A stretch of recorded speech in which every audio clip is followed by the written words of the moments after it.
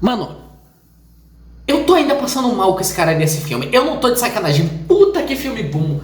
Fala aí galera, tudo beleza? Arthur aqui com mais um vídeo, dessa vez para falar sobre o nosso queridíssimo Sonic 3. Que puta que pariu, que filme foi esse, velho? Sem sacanagem, eu acho que Sonic 3 era provavelmente um dos filmes que eu mais tava com hype pra esse ano. Se não for o filme que eu mais tava com hype pra esse ano, junto com Deadpool e Wolverine. Por mais que o Sonic, ele tinha me dado uma certa quebra ali no hype no meio do ano, quando a gente teve aquela caralho daquela série do Knuckles, que foi simplesmente tenebrosa, mas ainda assim eu tava muito empolgado pra ver o Sonic 3 por N fatores, que é até difícil de listar. E o que hype bem atendido, viu? Puta que pariu! Eu vou parecer muito uma vitrola quebrada agora nesse vídeo, porque eu já falei isso no Sonic 2 e eu tô falando isso de novo.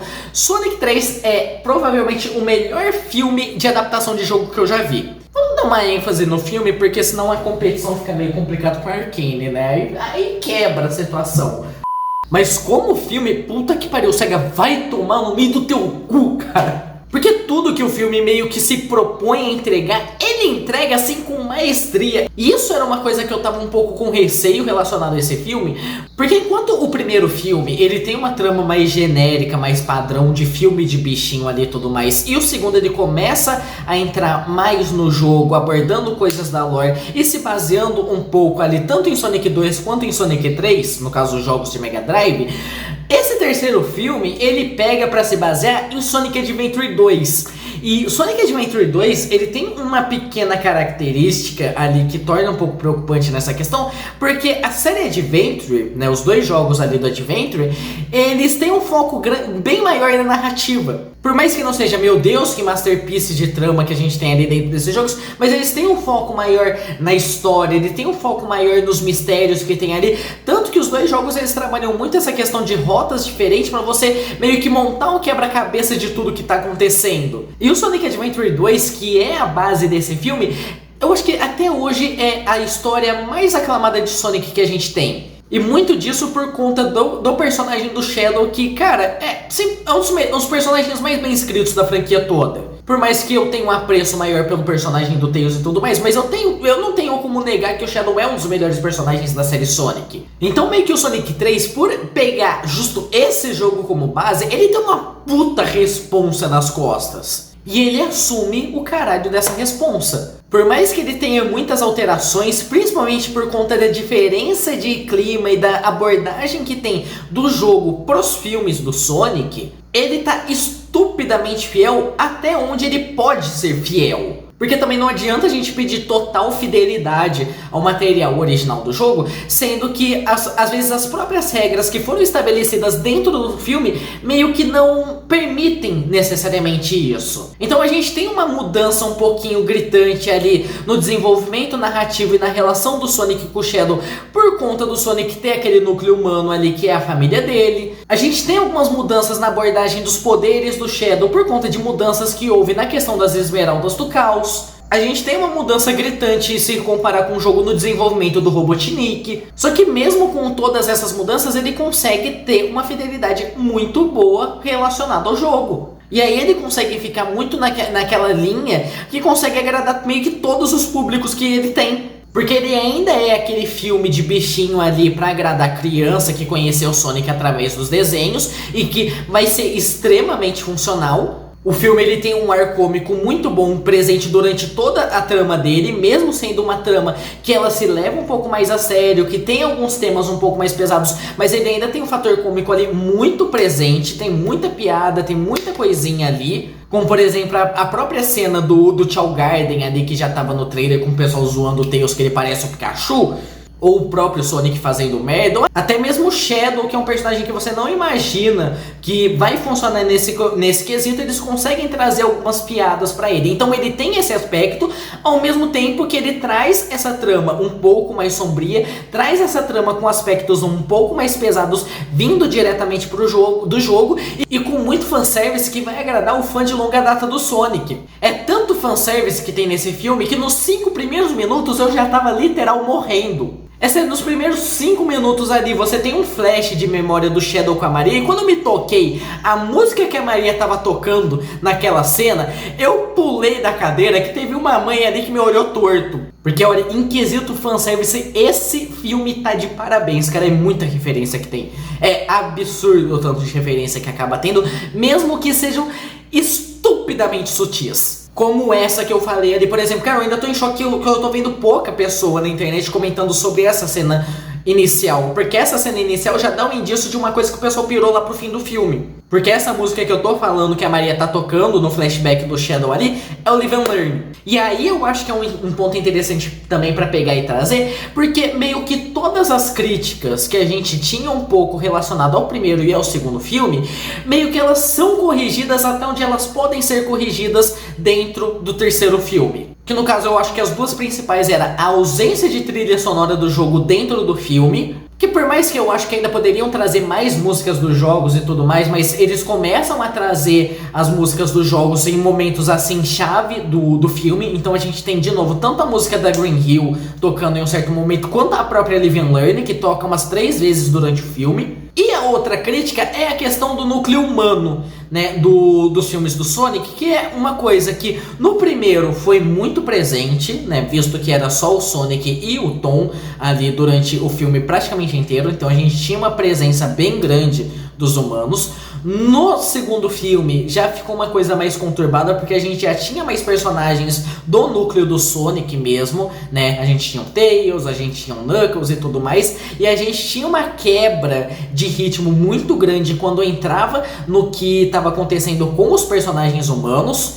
Tanto que a gente tinha aquela etapa ali do casamento, que era uma quebra de ritmo muito gritante, meio que não ia pra lugar nenhum, ficava só como o alívio cômico do filme. E agora, no terceiro filme, o núcleo humano fica praticamente a todo momento de lado, e quando eles são trazidos à tona, né, quando precisa trazer de volta os personagens humanos, eles conseguem amarrar o núcleo humano muito bem dentro da trama. Porque a situação que eles trazem de volta o Tom e a mulher dele ali, que infelizmente eu nunca lembro o nome, não é uma situação completamente descompromissada e tudo mais, só pra ter um alívio cômico ali do filme. É uma parte crucial do desenvolvimento do filme, que é a parte onde eles estão tentando roubar a chave ali pra Estação Ark antes do Eggman conseguir. Fora que o Tom, ele também tem uma importância ali dentro de uma das adaptações que o filme acaba fazendo, de uma das liberdades que o filme acaba tomando dentro da narrativa dele, que é tentar aproximar mais o Shadow do Sonic. Isso era algo que o jogo ele nunca tentou fazer, porque assim como o Sonic 2 fazia, de tentar aproximar o personagem do Sonic com o personagem do Knuckles, ali sendo aquela questão que os dois perderam tudo por conta de um mesmo conflito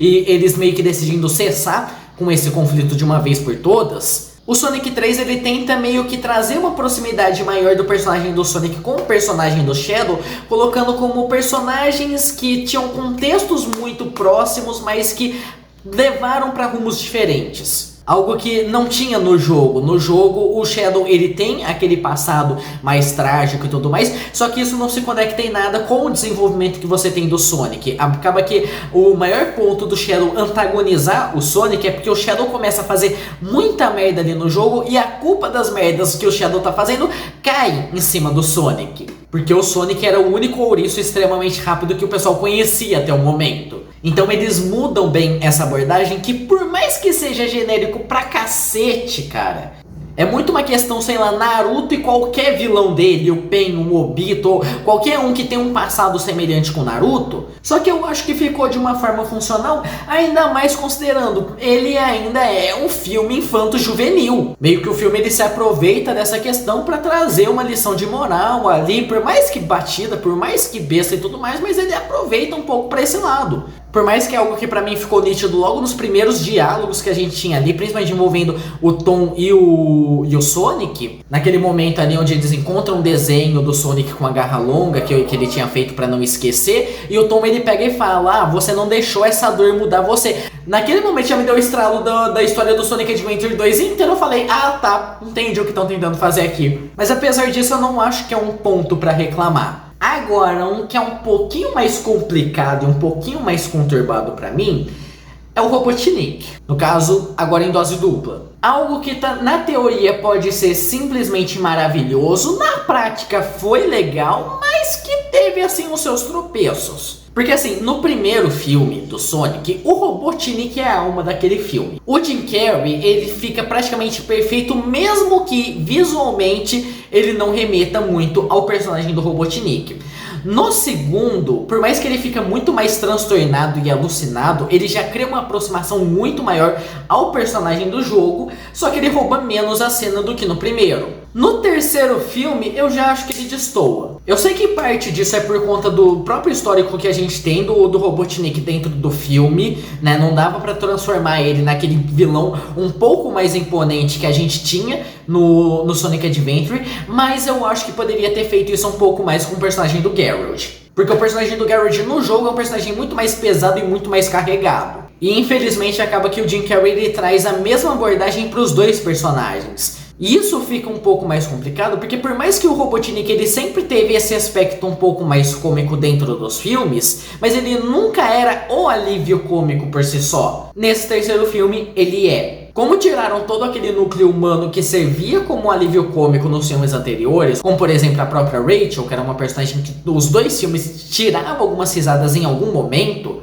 acaba que tanto o Eggman quanto o Gerald Robotnik, eles acabam abraçando mais esse lado cômico do filme. E isso meio que para praticamente todo momento deles. Então, tipo, as cenas de dancinha que a gente já tinha nos filmes anteriores, aqui os responsáveis são os Robotniks, as cenas mais pastelonas, as piadas mais duplo sentido, tudo fica meio nas costas do Robotnik. Algo que até certa parte do filme é interessante e é legal, por mais que tenha uns momentos aleatórios ali, como por exemplo, aquela parte dos dois reatando laços de avô e neto, né, pegando pra se conhecer depois de tantos anos ali sem ter contato um com o outro. É uma parte que tem um simbolismo ali legalzinho, mais ou menos, mas tipo, é uma cena bem avulsa e que se tirasse não ia mudar tanta coisa assim. Só que isso não é tão problemático no decorrer do filme como ele é na reta final. Na reta final, essa interação mais cômica entre os dois Robotniks acaba se tornando uma quebra de ritmo muito gritante. Porra, toda hora na reta final ali, onde cortava a luta do Shadow com o Sonic ali pra mostrar os dois Robotniks interagindo, eu ficava, meu, pelo amor, sai daí, eu quero ver Dragon Ball ali. Então acaba que pra mim essa parte, o Robotnik, curiosamente, é a coisa que mais puxa o filme um pouquinho pra baixo, por mais que ainda esteja muito bom. A atuação do Jim Carrey continua impecável como sempre, mas eu acho que ficou um pouco desbalanceado colocar todo o peso do alívio cômico apenas nele. Ainda mais porque são dois personagens centrais ali pro desfecho do filme. Mas assim, se o Jim Carrey, ele perde esse posto de roubar completamente a cena do filme a todo momento que ele aparece, o Shadow assume isso com maestria, cara. O Shadow é a cereja do bolo desse filme. Puta que pariu, que personagem bom e que trabalho bom em apresentar ele dentro do filme. Como eu falei, Sonic Adventure 2, ele é provavelmente um dos jogos com mais foco na história que a gente tem em toda a franquia, e muito disso é por conta do Shadow. E o Shadow, ele é adaptado assim quase um por um. Quase porque sim, tem mudanças ali, como eu falei, né, na forma como o filme vai abordar. A própria questão, os poderes do Shadow, que antes era causado pelas Esmeraldas do Caos. Aqui, como substituíram só pela Esmeralda Mestre, ele não tem essa questão do Chaos Control, mas ele tem o Chaos Control meio que naturalmente. Assim como a gente não tem a questão do passado dele ali, da pesquisa ali para criar a forma de vida suprema. Eles descobriram o Shadow em um acidente que ocorreu ali. Apesar que isso é algo que pode ser facilmente retconado em um filme futuro, principalmente se forem abordar mais coisa envolvendo as origens do Shadow, né, principalmente coisa que vem no jogo solo do personagem, ou até um pouquinho no Sonic 2006, ou até esse novo jogo Shadow Generations. Podem pegar e reticonar para trazer elementos dessas histórias, mas aqui eles trazem o Shadow como um ser que descobriram e começaram a fazer testes em cima dele. Ou seja, enquanto o Sonic ele caiu na Terra e foi descobrido por uma família amorosa, o Shadow virou um rato de laboratório. E aí eu acho que vem o segundo ponto que fica extremamente interessante, que é a relação dele com a Maria, que também tá diferente, mas ainda tá muito boa. Inclusive a Maria foi um acerto muito bom do filme, porque mesmo com pouquíssimo tempo de tela, ela te conquista de uma forma assim que é assustadora. É uma personagem que consegue conquistar tanto o personagem do Shadow como o próprio espectador e faz o espectador sentir quando vê a morte dela. Só que, como eu falei, o carisma da Maria, ela tá de uma forma bem diferente de como é no próprio jogo, porque no jogo você tem muito uma questão de uma preocupação com a Maria, visto que ela é uma personagem que ela é retratada sempre como uma figura muito doente. Tanto que a criação do Shadow era uma tentativa desesperada do Geralt de encontrar uma cura para a doença da Maria. E aqui a Maria não tem essa característica de ser uma personagem doente. Muito pelo contrário, era uma personagem extremamente ativa, brincalhona, sapeca e que vai infernizando muito a vida do Shadow a partir do momento que cria uma ótima amizade.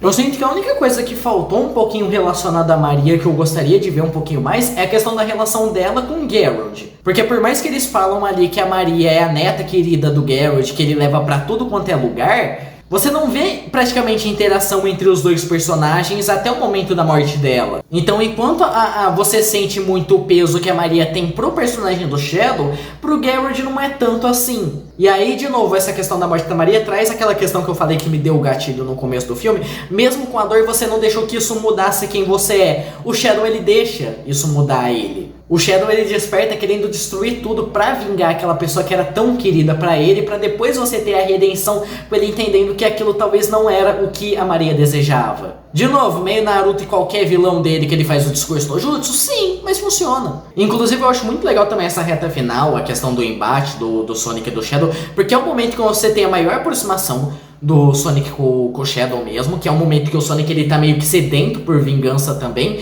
E assim, você tem o melhor live action de Dragon Ball que você vai ver. Tipo, se eu já tinha falado no Sonic 2 que a luta do Sonic com o Knuckles era Dragon Ball assim pra caralho, aqui ficou escancarado, velho. É ângulo de câmera, é as ações, é o tipo de golpe que eles dão, a forma como eles mostram os golpes, tudo aquilo aí, Dragon Ball, fede Dragon Ball, cara. E tanto a luta entre o Sonic e o Shadow, quanto a que sucede ela, são muito bem feitas. Se até o Sonic 2 tinha alguns momentos que o CGI era meio tosco, era meio porco, aqui o CGI é simplesmente maravilhoso. Tem um capricho muito bom na computação gráfica nesse filme, é simplesmente assustador. Eu acho que questão técnica simplesmente não tem o que pegar e reclamar, fora a enxurrada de fanservice que tem nessa reta final. Tipo, o filme inteiro tem fanservice, mas a reta final, nossa, é muita coisa que tem ali. A própria questão da estação Ark ali pra destruir a Terra, a luta do Sonic com Shadow, Live and Learn tocando assim no talo na reta final. São assim os fanservice mais escancarados, só que tem muito fanservice no decorrer do filme todo. Como eu falei, no comecinho ali você tem o primeiro flash de memória do Shadow com a Maria, com ela tocando Live and Learn no violão. Você tem a parte ali do Sonic apostando corrida com o pessoal, que você tem a plaquinha de gol, igualzinho à questão de finalização de fase nos jogos clássicos. Você tem a cena ali do Tom, né, quando ele tá sozinho em casa, que tá tocando a música da Green Hill. Você tem a parte deles montando o plano pra roubar a segunda chave da estação Ark ali, onde eles mostram alguns hologramas que na seleção de quem vai fazer o que, eles mostram como se fosse a seleção de personagem no Sonic Mania. Você tem a primeira etapa ali de conflito contra o Shadow, onde tem primeiro o momento quando eles estão chegando em Tóquio, onde você tem eles pulando do avião, onde a fala do Sonic é exatamente a mesma de quando ele pula do helicóptero do Sonic Adventure 2, né, aquele negócio, pô, aqui não tem filme nem comida, eu tô fora daqui. Ele manda a mesma fala. Quando eles pousam em Tóquio, eles fazem a mesma formação de quando o Tails tá liderando a equipe no Sonic Heroes, que é o Tails carregando os 3 personagens. Você tem a primeira aparição do Shadow muito semelhante com a do Sonic Adventure 2, com ele usando o Chaos Control. Óbvio, sem a questão da Esmeralda do Caos, né, sendo mais um poder próprio dele. Mas você tem uma cena muito semelhante. Você tem o Shadow derrotando o Sonic pela primeira vez, lembrando muito a questão do trailer do jogo solo do Shadow. Você tem ele utilizando arma de fogo, que nem o jogo do Shadow. Eu nunca pensei que eu ia ficar tão feliz em ver a arma voltando pra Sonic, cara. Puta que pariu. Aquele jogo do Shadow é tenebroso. A ideia de colocar a arma na mão do ouriço é tenebrosa, mas eu fiquei feliz em ver esse fanservice ali no filme. O Shao Garden também é um negócio assim que eu achei muito bem bolado, trazer essa referência do jogo com um minigame ali que muita gente perdia muito tempo cuidando daquela porcaria daqueles Shaos. Eles transformam num café cheio de apresentação de animatrônico. Achei bacana essa adaptação pra trazer a referência. Até a roupa do Eggman e do Gerald no final do filme é a exata mesma do jogo, cara. A cena final do Eggman, quando afasta ali, você vê ele de corpo inteiro naquela roupa, eu já não conseguia mais reconhecer o Jim Carrey, enxergava o próprio personagem do jogo. Ali ficou perfeito, ali ficou impecável. Ou as próprias poses também, por exemplo, a gente tem a pose icônica ali do conflito do Sonic com o Shadow, né, dos dois passando um pelo outro. A gente tem a pose da primeira transformação deles, que é igualzinha do jogo. É que sou fã, quero service, e esse filme tem de sobra, mas ele não depende totalmente disso. Talvez se eu não tivesse toda essa carga de fanservice que eu acabei tendo, e considerando os pequenos probleminhas que eu tive em ponto X ou ponto Y, pra mim seria uma nota 8, mas visto que eu tive toda essa dose de fanservice ali aplicado, eu pirei, eu perdi o meu senso crítico ali assistindo aquele filme. E eu tô muito empolgado pra um Sonic 4, por mais que eu tenho certeza vai demorar pra cacete pra gente ver um Sonic 4. Mas eu quero ver se eles vão continuar aproximando cada vez mais esse universo que eles estão criando no filme dos próprios jogos. Vocês vão continuar trazendo tramas tão fiéis e tão interessantes assim, se assemelhando mais à lore que você vê no jogo mesmo. Por mais que eu acho que no próximo a gente tem grandes potenciais de mudança em alguns aspectos, principalmente relacionado a uma personagem, mas ainda assim eu vejo muito potencial. Infelizmente acho que a segunda temporada da série do Knuckles deve sair antes, né? Já tem alguns rumores que ela tá sendo desenvolvida ali, que vai ter a apresentação de mais personagem também, que vai ser o Team Chaotix, algo que eu acho interessante, visto que é um núcleo de personagem que surgiu em um jogo do Knuckles. Mas eu não tenho tanto hype como a porra do Sonic 4. Principalmente por conta do pós-créditos, cara. Eu não sei se eu morri mais com a apresentação do Metal Sonic, ou melhor, um exército de Metal Sonic, ou com a apresentação da Amy, cara. Meu Deus do céu! E a Amy surgiu de uma forma assim B10 pra caralho, velho. Nem parece a personagem. A Amy no jogo sempre foi muito aquela questão da donzela em apuros. Por mais que eu não sei como ficou nos jogos mais recentes, né? Não cheguei a acompanhar os jogos mais recentes. Mas nossa, nos Adventure ela só causava problema. E aqui ela surgiu da forma mais B10 possível. Mas eu fui curioso em como vão adaptar a personagem da Amy, porque a Amy sempre foi essa personagem apaixonada possiva. Que era um arquétipo de personagem que até podia funcionar ali nos anos 90 e início dos anos 2000, mas atualmente já não é tão bem visto assim. Então eu fico curioso em como vão trabalhar com a personagem dela. Vão manter essa característica que é tão icônica ou vão dar uma nova abordagem, uma nova roupagem para ela? Ainda assim, fico muito empolgado para ver como vai ser essa questão da Amy e do Metal Sonic no próximo filme, como também fico muito empolgado para um possível retorno do Shadow, visto a segunda cena pós-créditos. Mas enfim, é isso. Eu já babei ovo suficiente para esse filme. Eu já elogiei tudo que eu tinha para elogiar do Sonic 3. Tô extremamente feliz com esse filme. Hashtag chupa Marvel. O universo do jogo tá muito melhor do que seu universo. E eu espero que daqui para frente a gente veja produções cada vez melhores envolvendo esse universo que eu tanto amo, cara. Puta que pariu. Enfim, é isso. Comenta aqui embaixo o que vocês acharam de Sonic 3, né? Se já assistiram o filme, se estão empolgados, o que acharam dele em relação ao Sonic Adventure 2. E é isso. Eu vou ficando por aqui. A gente se vê no próximo vídeo. Falou!